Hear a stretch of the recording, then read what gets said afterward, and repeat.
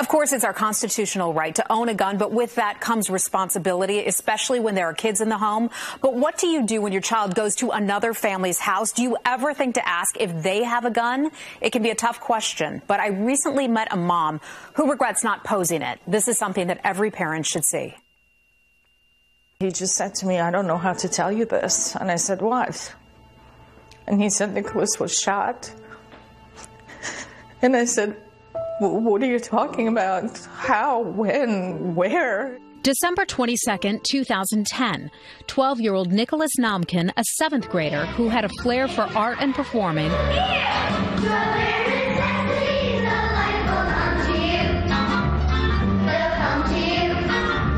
was accidentally shot while spending the night at a friend's house. We were told that they went downstairs to the basement where Nicholas's friend showed him some old, like 40-year-old bullets, and his friend asked him if he's ever seen a real gun before. He went to his parents' bedroom and got the gun out of a sock drawer. Thinking that the gun was unloaded, he pointed at Nicholas and pulled the trigger. How it feels listening to every single heartbeat, knowing that it's going to stop any second. This is the last heartbeat you're going to hear of your child. Did you know that the parents were gun owners of the little boy? I never thought of it. You never thought about that before? Had you known, would you have felt differently about having your son play at his house? Absolutely. How do you ask that family if they own a weapon and if it's properly secured? You just ask. It was such a bright light. This is him at the school play. It is really, really important to know if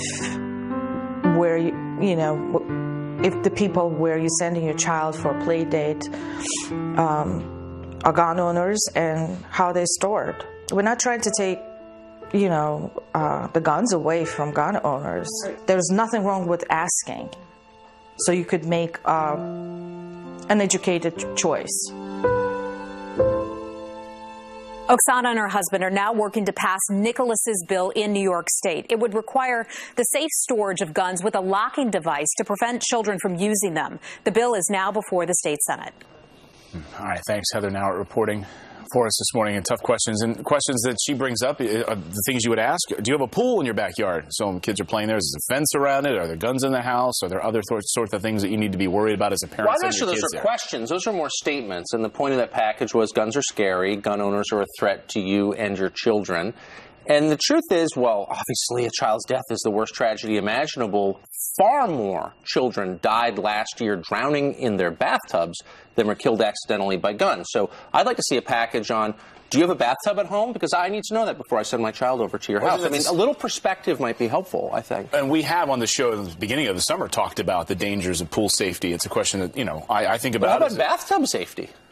Well, that's a great question, But, I mean, too. The point of that was gun owners are scary, and any gun owner could be a threat to your child.